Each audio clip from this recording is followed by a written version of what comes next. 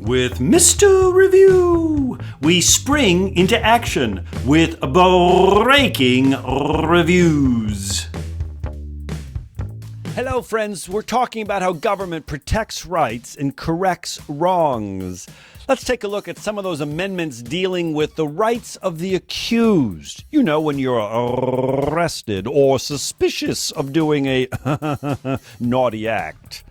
Fourth Amendment, we're protected in our homes from unreasonable searches and seizures. The police can't just come in and take all of our property. However, the courts have interpreted this differently over time. Let's not forget about the exclusionary rule. The exclusionary rule suggests that if the police obtain something illegally from our house, they cannot use it in court as evidence. Mapp versus Ohio was the case.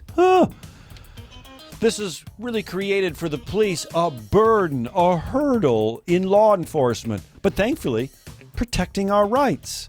We wouldn't want the police just boring down and crashing into our homes anytime that they'd like. They must have a warrant, a real suspicion that a court identifies. The Fourth Amendment. The Fifth Amendment.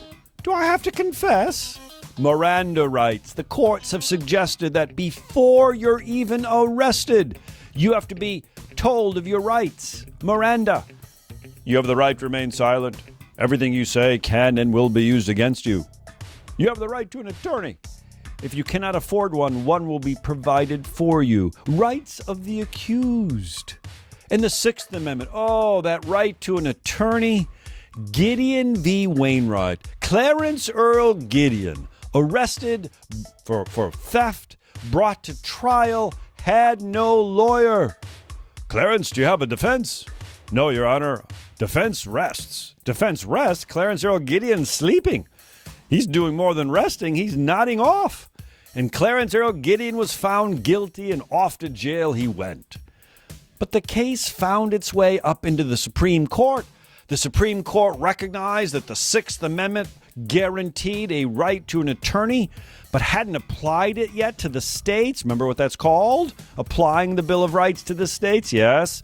Gideon V. Wainwright, the Supreme Court used the selective incorporation doctrine and applied the Sixth Amendment to Florida. In this case, Clarence Earl Gideon, given a new trial with an attorney, and Clarence Earl Gideon was innocent. Let go. The Supreme Court was unanimous. Clarence Earl Gideon, Gideon V. Wainwright, selectively incorporating the right to an attorney. Another example about how our courts have evolved in interpreting the Bill of Rights. But again, those due process rights, the rights of the accused, contained in our Bill of Rights. Not there to protect the majority, not just the law-abiding citizens, but even the unlawful are protected with certain fundamental rights. Whew! Love it. Springing into action with breaking reviews.